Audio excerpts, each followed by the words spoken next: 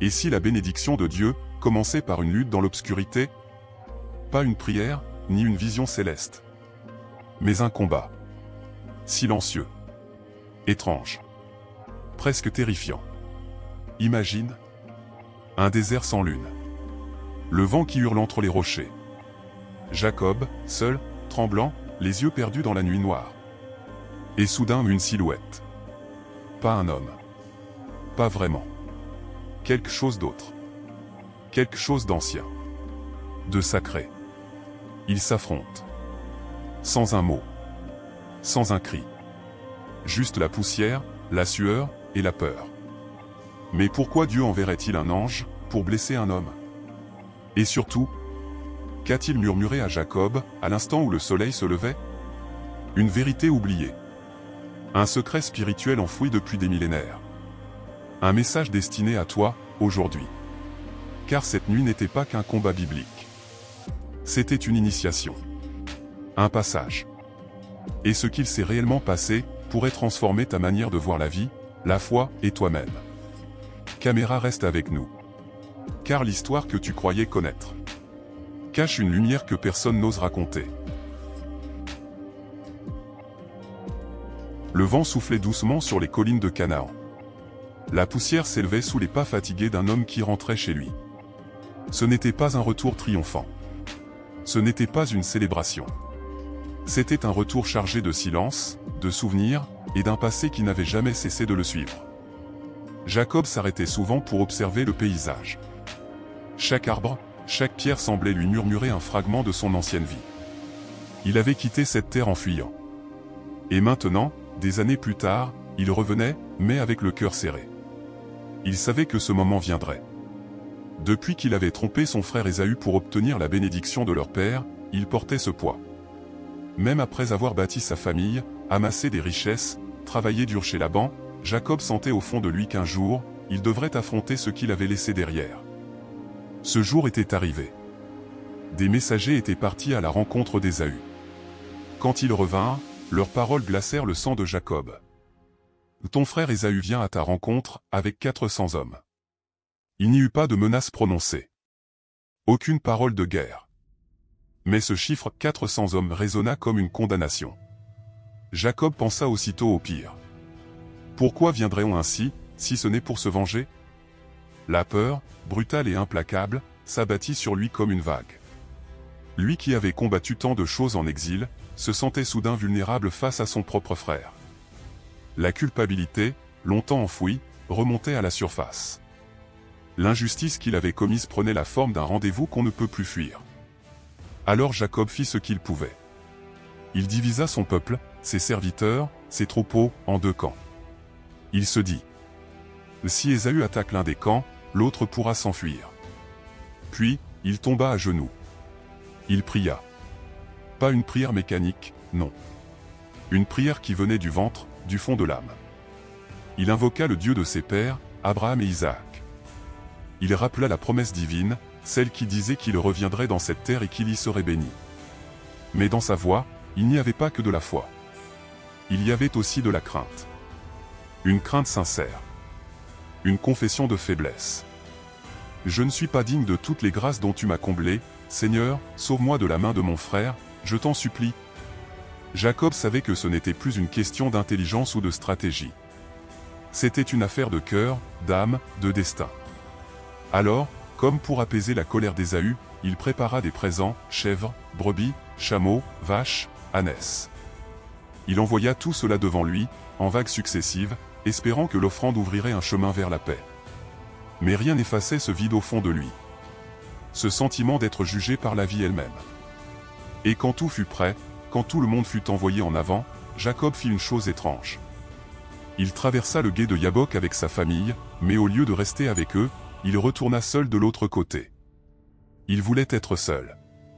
Il en avait besoin. Le silence de la nuit l'enveloppa. Il s'assit au bord de l'eau, là où le courant faisait bruisser les pierres. Le ciel était vaste au-dessus de lui, rempli d'étoiles qu'il n'osait pas regarder. Ses mains tremblaient. Son cœur battait fort. Il savait que ce n'était pas seulement Ésaü qu'il allait affronter, c'était lui-même. Il se remémora l'enfant qu'il avait été. Celui qui attrapait le talon de son frère dès la naissance.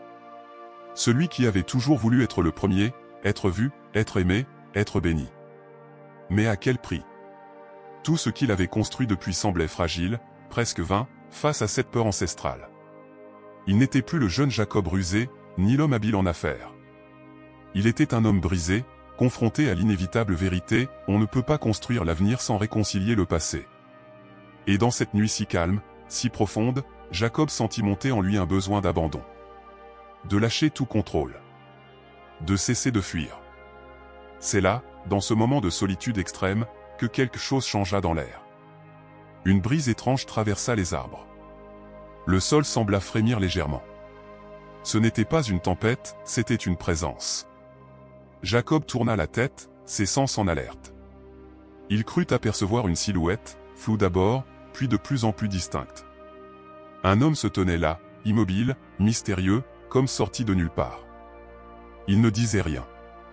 Mais sa présence était lourde, presque écrasante. Comme s'il portait en lui un silence plus ancien que le monde. Jacob se leva lentement. Son regard croisa celui de l'étranger. Et sans dire un mot, la lutte commença. Au début, Jacob pensa à une hallucination. Peut-être le fruit de sa peur, de sa fatigue. Mais non, l'homme était bien réel. Il s'approchait, lentement, sans un mot. Son regard était fixe, insondable. Ni haine, ni paix. Une neutralité étrange, presque divine. Jacob recula d'un pas. L'instinct prit le dessus. Il se tenait prêt. L'homme s'arrêta, à quelques mètres. Puis, d'un seul mouvement, il s'élança. Le choc fut brutal. Leurs corps se heurtèrent comme deux forces anciennes destinées à se rencontrer. Jacob réagit aussitôt, il agrippa l'inconnu, le repoussa, puis tenta de le faire tomber. Mais l'homme résistait. Il n'était ni faible, ni ordinaire. Ce n'était pas un voleur. Ce n'était pas Ésaü. Ce n'était pas non plus un messager humain. Jacob sentait quelque chose de bien plus grand, bien plus profond. C'était comme si le ciel lui-même avait envoyé cet être, non pas pour le détruire, mais pour l'éprouver. Ils roulèrent à terre. Le sable se soulevait, l'eau du gué éclaboussait leurs pieds. Aucun mot. Juste des souffles haletants, des grognements, la tension des muscles tendus jusqu'à la rupture. Le combat ne ressemblait à rien de ce que Jacob avait connu. Ce n'était pas une lutte de domination. C'était une épreuve de l'âme. Chaque prise, chaque mouvement révélait en lui une émotion enfouie, la peur, la colère, la honte, mais aussi l'espérance, la foi, et l'appel du pardon. Jacob ne comprenait pas pourquoi il se battait. Il ne savait même pas contre qui. Mais il savait, il sentait que ce combat devait avoir lieu. Il n'était pas seulement en train de se défendre. Il était en train de se libérer. Son esprit vagabondait entre les souvenirs. Il revoyait la fuite après avoir trompé son père. Les années passées au service de Laban. Les nuits d'insomnie à veiller sur ses troupeaux. Les larmes secrètes qu'il versait dans l'obscurité, quand personne ne regardait. Tout cela remontait maintenant. Comme si la nuit voulait tout faire remonter à la surface, pour qu'il ne reste plus rien à cacher. L'homme ne disait toujours rien. Mais ses gestes étaient clairs, il testait Jacob. Il le confrontait, non pas à travers des paroles, mais à travers une tension presque sacrée. Comme si chaque contact était une question silencieuse, qui es-tu vraiment? Que portes-tu en toi? Es-tu prêt à être transformé? Et Jacob, malgré la douleur, tenait bon. Son corps criait de fatigue, mais son cœur refusait d'abandonner. Il n'était plus question de gagner, il était question de tenir. De rester debout. De ne pas fuir. Pour la première fois, il ne cherchait pas à contourner l'épreuve, à la négocier, à la manipuler. Il l'affrontait, pleinement, en face. Il y avait dans cette lutte un silence sacré. Comme si Dieu lui-même avait décidé de parler sans mots, d'enseigner sans discours. Une pédagogie de l'épreuve, où le seul langage était celui du courage intérieur. Dans nos vies aussi, il existe des combats que nous ne comprenons pas tout de suite. Ils nous semblent injustes, obscurs, épuisants. Mais parfois, ce sont ces luttes silencieuses, intérieures, qui nous façonnent le plus. Qui nous arrachent à l'illusion. Qui nous réveillent. Car on ne grandit pas seulement dans les victoires visibles. On grandit surtout dans les combats que personne ne voit. Jacob luttait. Non plus pour se défendre. Mais parce qu'au fond de lui, il comprenait que ce combat n'était pas contre un ennemi, mais contre lui-même. Il ne savait pas encore que cette nuit allait marquer un tournant.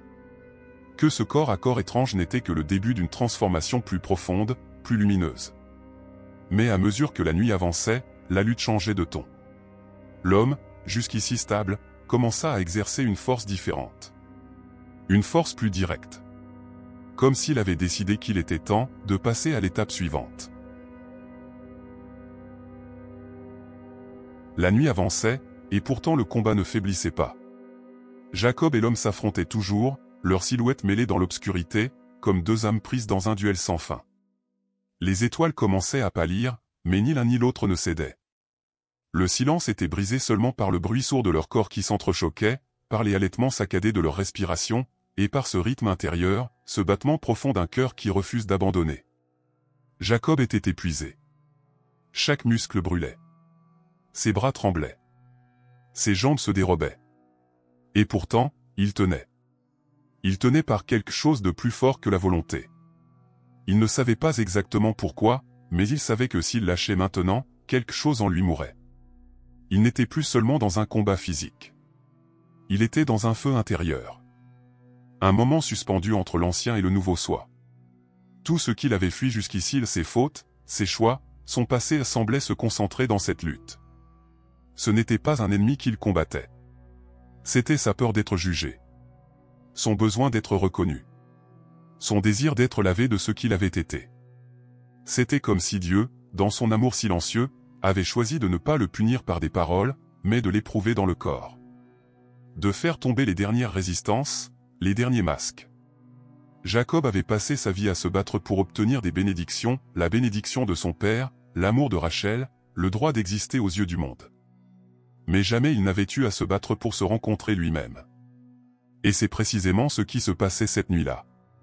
La sueur lui coulait sur le visage, mêlée de poussière et de larmes qu'il ne sentait même plus.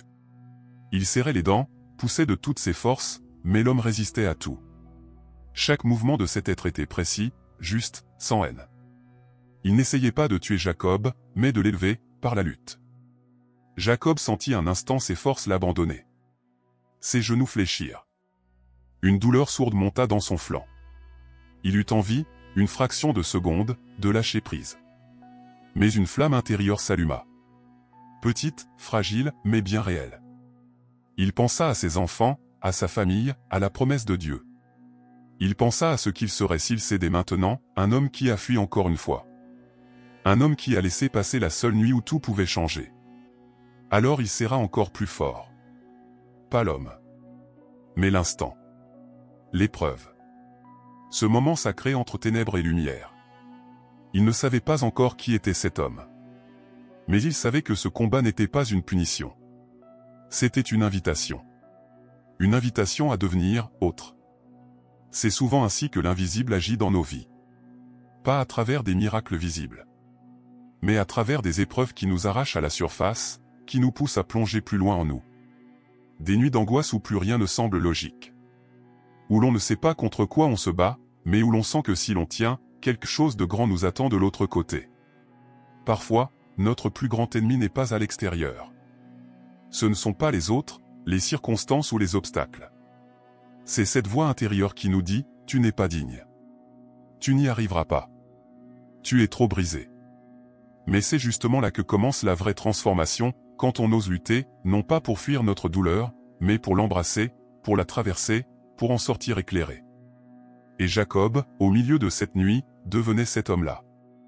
Pas encore transformé, mais en chemin. Le ciel à l'horizon commençait à changer. Une ligne pâle, presque imperceptible, fendait l'obscurité. L'aube approchait. Le moment de vérité aussi. Et soudain, alors que Jacob tenait toujours, malgré la fatigue, malgré la douleur, l'homme leva la main. Un geste inattendu. Une action soudaine. As-tu déjà vécu une nuit d'angoisse qui a changé ta vie? Un moment où tu ne comprenais rien, mais où ton âme a grandi malgré tout? Raconte-le dans les commentaires. Ton histoire peut être une lumière pour quelqu'un qui traverse sa nuit. L'homme leva la main. Le mouvement était vif, précis, presque imperceptible. Et en un instant, tout bascula. Jacob sentit une douleur fulgurante exploser dans sa hanche. Un coup invisible, mais d'une puissance écrasante. Son cri se perdit dans la nuit. Ses jambes fléchirent. Son corps, jusqu'ici animé par l'endurance et la foi, s'effondra sur le sol, brisé par une force qui le dépassait. Il ne pouvait plus lutter. Il ne pouvait plus se tenir debout. La hanche disloquée, il sentit chaque nerf de son corps trembler de douleur. L'air lui manquait. Son front se posa sur la terre froide. Il n'était plus qu'un souffle, un battement d'âme accroché au silence. Mais Jacob ne lâcha pas. Il ne pouvait plus se battre comme avant, mais il pouvait encore s'accrocher. Ses bras, affaiblis, entouraient encore l'étranger. Non pas pour le vaincre, mais pour ne pas le perdre. Ce n'était plus un duel. C'était une supplication. La lutte était devenue prière. Les larmes coulaient, brûlantes, silencieuses. Ce n'était pas seulement la hanche qui souffrait. C'était toute une vie de blessures, de mensonges, de fuites, de luttes vaines, qui éclataient à travers cette douleur physique. Jacob comprenait, enfin, que ce combat n'avait jamais été contre un autre homme. C'était Dieu qui lui avait tendu la main, sous forme de résistance. Et la douleur était la clé. Dans cette souffrance, quelque chose se brisait en lui. Quelque chose d'ancien. Son orgueil. Sa méfiance. Son besoin de contrôler, de manipuler, de tout comprendre. Ce qu'il appelait force n'était plus suffisant. Ce qu'il appelait victoire n'était plus l'objectif. Il ne voulait plus vaincre. Il voulait comprendre. Il voulait voir. Il voulait être vu. Il serra plus fort, même s'il n'avait presque plus de force. Il gémit entre ses dents, d'une voix qui n'était plus celle d'un patriarche, ni d'un guerrier, mais celle d'un enfant. « Je ne te laisserai pas partir » C'était un cri d'âme. Un cri de tout son être. Un cri qui disait « Je suis fatigué de fuir. Fatigué de jouer un rôle. Montre-moi ce que je dois devenir. Dis-moi qui je suis vraiment. » Dans cette prière silencieuse, Jacob touchait enfin quelque chose de sacré. Il ne le savait pas encore, mais cette hanche blessée allait le suivre toute sa vie. Et ce n'était pas une malédiction. C'était un sceau. La marque d'un passage. Car parfois, c'est à travers la douleur que Dieu nous répond. Pas pour nous punir, mais pour nous libérer de ce qui nous enchaîne à l'intérieur. Nous appelons souvent aux défaites ce qui est, en réalité, le début d'une transformation. Nous voulons que Dieu nous bénisse, mais sans lâcher ce que nous croyons être notre force. Et c'est dans le moment où tout s'effondre que l'essentiel peut enfin se révéler. Jacob, à genoux, brisé, tenant cet homme mystérieux dans ses bras tremblants, vivait ce moment. Et dans cette poussière, ce silence, cette douleur, il se passa quelque chose d'invisible. Une fracture devint ouverture. Une blessure devint lumière. Et Jacob, dans un souffle, dit une phrase qui allait tout changer. La nuit touchait à sa fin. L'horizon s'éclaircissait d'une lueur pâle, presque timide. Le chant discret d'un oiseau perça le silence, comme un premier souffle d'un nouveau jour. Mais Jacob, lui, était toujours là, agenouillé dans la poussière, agrippé à l'inconnu. Sa hanche brûlait. Ses membres tremblaient. Son corps ne répondait plus. Mais son âme, elle, était en feu. Une flamme qui ne voulait pas s'éteindre. Pas avant d'avoir obtenu ce pourquoi elle était née. L'homme mystérieux tenta de se retirer. Mais Jacob, entre gémissement et détermination, le retint de toutes ses forces restantes. Il serra ses bras, ses doigts, tout ce qu'il pouvait, comme s'il retenait la vie elle-même. Et dans un souffle brisé, mais chargé d'une puissance nouvelle, il cria « Je ne te laisserai point aller, que tu ne m'aies béni. » Ce n'était pas un caprice. Ce n'était pas une revendication. C'était une supplique sacrée. Ce cri n'était pas dirigé contre Dieu, mais vers Dieu. Un cri d'enfant qui a enfin cessé de fuir. Un cri d'homme qui reconnaît qu'il ne peut plus vivre sans lumière. Jacob n'était plus ce manipulateur rusé. Il ne cherchait plus à tromper, à obtenir par la ruse ce que la vie refusait de lui donner. Il demandait, simplement, mais avec tout son être. Je ne te laisserai pas partir, pas sans une bénédiction. Et dans ce moment suspendu, quelque chose d'essentiel changea. Jacob venait de franchir un seuil invisible, celui entre la force humaine et la foi authentique. Ce n'était plus un combat entre lui et l'homme. C'était un dialogue silencieux entre une âme assoiffée et le ciel qui s'ouvre. La blessure ne le définissait pas. Elle l'avait révélé. Et maintenant, dans sa faiblesse, il devenait capable de recevoir ce que jamais il n'aurait pu mériter par ses propres forces. C'est souvent dans cette posture, celle de l'humilité profonde, du dépouillement, du cœur nu, que les vraies bénédictions descendent. Lorsque nous cessons de lutter contre Dieu, et que nous commençons à lutter avec lui. La foi n'est pas toujours paisible. Parfois, elle est lutte. Elle est tension, attente, persévérance dans la nuit. Elle est cette force intérieure qui refuse de lâcher, même lorsque tout semble perdu. Parce que l'âme sait.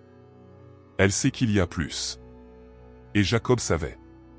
Il ne voulait pas d'une bénédiction matérielle. Il ne cherchait plus une richesse ou une victoire humaine. Ce qu'il voulait, c'était être vu. Être touché. Être nommé, peut-être pour la première fois, non pas selon ce qu'il avait fait, mais selon ce qu'il pouvait devenir. Et dans ce moment-là, fragile mais sacré, l'homme s'arrêta. Il ne tenta plus de fuir. Il ne résista plus. Il resta là, devant Jacob, immobile. Puis, pour la première fois, il parla. Le silence qui suivit les paroles de Jacob était épais, presque sacré. L'homme, debout devant lui, le regarda longuement. Il n'y avait ni jugement, ni colère dans ses yeux. Seulement une profondeur insondable. Comme si cet être voyait en Jacob non pas ce qu'il était, mais ce qu'il pouvait devenir. Et enfin, dans une voix douce mais ferme, l'homme demanda. « Quel est ton nom » Jacob sentit un frisson parcourir son échine. Ce n'était pas une question anodine. C'était une invitation à se dévoiler. À nommer ce qu'il avait toujours porté comme une ombre. Il baissa la tête. « Jacob, dit-il. » Il le dit sans fierté, sans détour. Ce nom, il l'avait porté toute sa vie. Un nom chargé d'histoire. Celui qui signifie celui qui supplante, celui qui trompe. Ce nom était son histoire, son masque, sa cicatrice. Mais à peine avait-il prononcé ces mots que l'homme répondit, avec une autorité douce et lumineuse. « Ton nom ne sera plus Jacob, mais Israël. » Jacob leva les yeux. « Israël » Ce mot résonna en lui comme une note nouvelle, un appel. Il ne comprenait pas encore tout, mais il sentait que ce nom n'était pas une simple substitution. C'était une naissance. Car tu as lutté avec Dieu et avec les hommes, et tu as vaincu. Vaincu? Mais il était à terre. Boitant. Épuisé. Blessé. Et pourtant, il avait tenu. Il n'avait pas fui. Il n'avait pas lâché. C'est cela, la véritable victoire, rester debout dans la foi quand tout en nous voudrait tomber. S'accrocher à Dieu quand le silence pèse plus que les paroles. Accepter d'être transformé, même si cela coûte une partie de nous-mêmes. Jacob comprit, à cet instant précis, que ce qu'il venait de vivre n'était pas un simple combat. C'était un passage. Une purification. Un dépouillement. Le nom Israël n'était pas une récompense. C'était une mission. Porteur ce nom, c'était accepter d'être un pont entre le ciel et la terre. C'était porter une promesse plus grande que lui. C'était marcher avec une blessure visible, mais une lumière intérieure nouvelle. Il ne serait plus jamais le même homme. Il avait été Jacob. Maintenant, il était Israël. Et dans nos vies aussi, il existe ces moments charnières où tout bascule. Où l'on cesse de s'identifier à nos erreurs, à notre passé, à nos limitations. Où une autre vérité s'impose à nous, celle de notre potentiel divin. Celle de notre lumière encore voilée. Nous croyons souvent que notre nom est fixe. Mais Dieu, dans son amour, nous rappelle que nous sommes en devenir. Qu'un nouveau nom nous attend, si nous osons traverser la nuit. Jacob, haletant, le cœur battant, sentit un mélange d'émerveillement et de crainte. Il voulait en savoir plus. Comprendre. Nommer à son tour celui qui venait de le nommer. Il leva les yeux vers l'homme et demanda. « Et dis-moi, je t'en prie, quel est ton nom » Mais l'homme resta silencieux, puis détourna légèrement le regard. « Quel est ton nom » La voix de Jacob était encore tremblante. Il venait d'entendre le sien être transformé, et maintenant, il voulait savoir à qui il avait eu affaire. Qui était cet homme capable de changer le destin d'une âme d'un simple regard, d'un mot? Mais l'homme ne répondit pas. Il fixa Jacob un long moment. Il y avait dans ses yeux une compassion immense. Une paix sans forme, mais qui enveloppait tout. Une lumière qui ne brûlait pas, mais guérissait. Puis, avec une lenteur solennelle, il s'approcha et bénit Jacob. Aucun mot prononcé. Juste ce geste invisible, ce souffle spirituel que Jacob sentit descendre en lui, comme un baume sur sa blessure, comme une promesse silencieuse dans son cœur fatigué. Et au moment même où cette bénédiction toucha son âme, l'homme disparut. Il n'y eut ni éclat, ni éclair, ni tremblement de terre. Seulement un vide doux. Une absence paisible. Comme si une étoile s'était éteinte, non pour mourir, mais pour devenir lumière intérieure. Jacob resta seul. Mais ce n'était plus le même homme. Il resta là un instant, immobile, le regard vers le ciel qui se teignait de rose et d'or. Les premières lueurs du jour caressaient son visage marqué par la nuit. Une nuit qu'il avait brisée, mais aussi révélée. Sa hanche le faisait souffrir à chaque mouvement. Il savait qu'il boiterait désormais. Mais ce boitement n'était pas une honte, c'était un sceau sacré. Le témoignage vivant d'un combat intérieur, d'un face-à-face avec l'invisible. Il portait la trace de Dieu dans son corps. Il regarda autour de lui. Tout semblait identique. Le même sol, les mêmes arbres, la même rivière. Et pourtant, tout était transformé. Alors il murmura, les larmes aux yeux. « J'appellerai cet endroit Penuel, car j'ai vu Dieu face à face, et mon âme a été sauvée. » Il ne comprenait pas tout, mais il savait une chose, Dieu était là. Pas comme un roi lointain, ni comme une punition, mais comme une présence vivante. Une main invisible qui descend dans nos nuits les plus sombres pour nous tendre la sienne. Voir Dieu, ce n'est pas toujours le voir avec les yeux. Parfois, c'est le reconnaître dans ce qu'on a traversé. C'est sentir qu'il était là, dans chaque souffle, chaque larme, chaque silence. La vraie révélation ne laisse pas toujours des réponses. Mais elle laisse une paix. Jacob se redressa lentement. Il boitait, oui. Mais il avançait. Et dans cette démarche marquée par la nuit, il y avait une noblesse nouvelle. Celle de l'homme qui n'a pas fui sa douleur. Qui a tenu jusqu'au bout. Qui a été changé, dans le silence d'un combat sacré. Peniel resterait à jamais dans sa mémoire. Non comme un lieu de souffrance, mais comme un lieu de naissance. L'endroit où Dieu n'avait pas parlé, mais où il s'était montré. Et maintenant, le soleil se levait complètement. Et à l'horizon, une silhouette approchait, accompagnée de centaines d'autres. Jacob plissa les yeux. Il reconnut aussitôt Ésaü. Si cette histoire t'a touché, partage-la avec quelqu'un qui traverse une nuit difficile. Peut-être que ton geste sera la lumière dont cette personne a besoin pour continuer à avancer. Le sol était encore humide de la rosée du matin.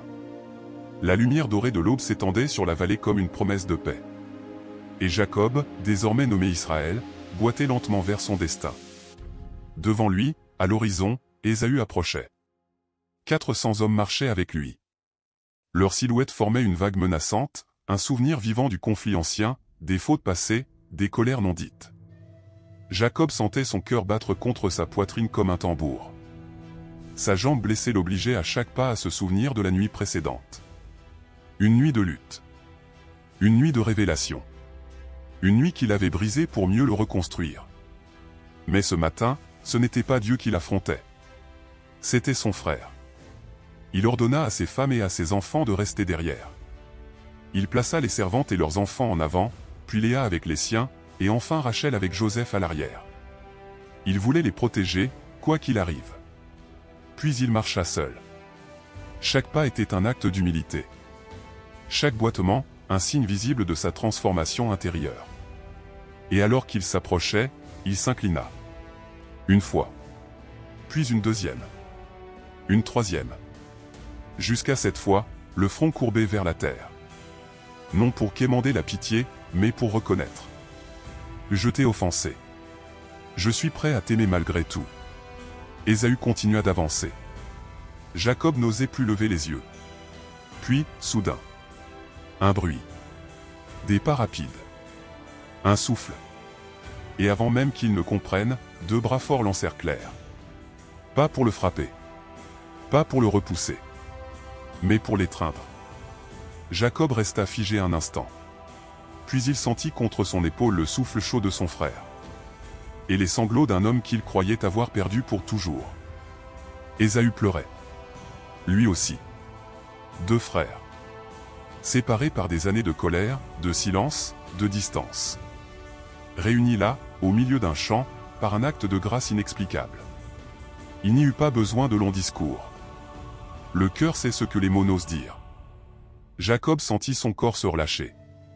Il ne portait plus la peur. Il ne portait plus la honte. Il portait la paix. Le pardon. Pas un pardon fragile, conditionnel. Mais un pardon entier.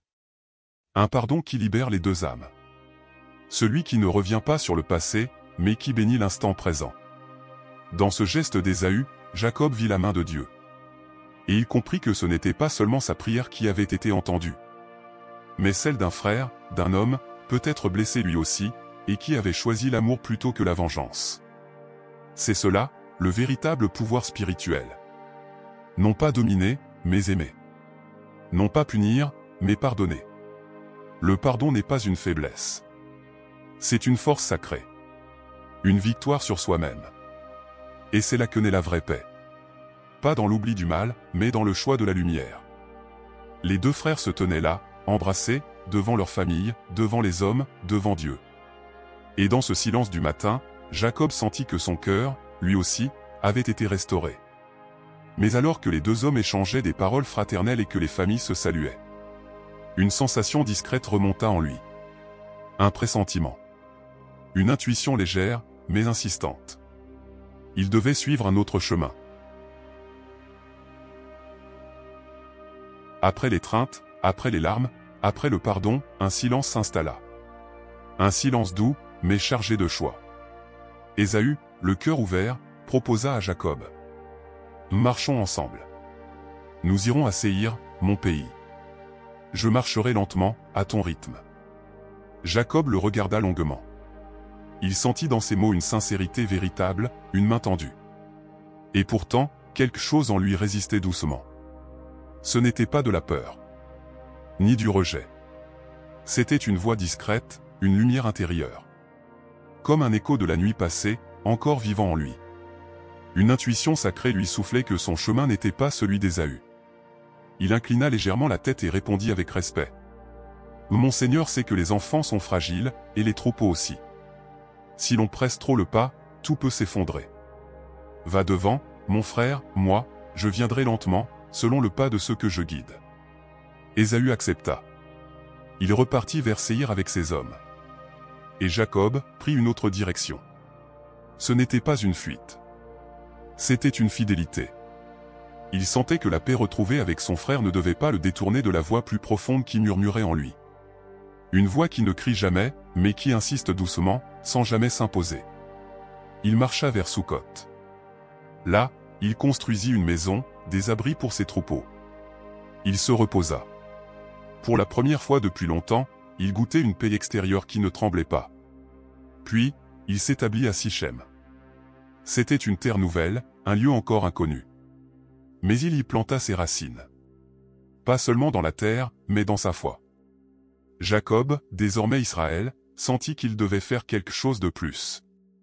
Alors il éleva un autel. Il le nomma Élohé Israël, le Dieu d'Israël. Ce n'était pas un simple monument. C'était un acte de reconnaissance. Il posait une pierre visible, pour témoigner d'une transformation invisible. Pour que ses enfants, ses serviteurs, les voyageurs, tous ceux qui passeraient par là, sachent, ici vit un homme qui a vu Dieu, et qui a choisi de marcher avec lui. Et dans ce geste humble, Jacob confirmait quelque chose que beaucoup ignorent, la paix n'est pas la fin du voyage. Elle est le début d'une écoute plus profonde. Celle de notre mission unique.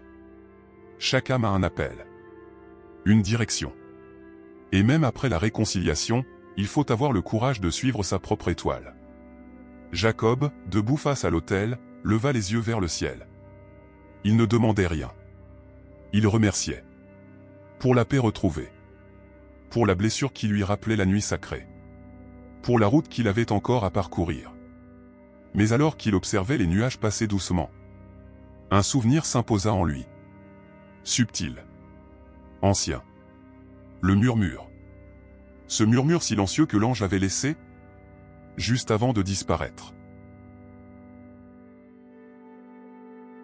Le campement dormait.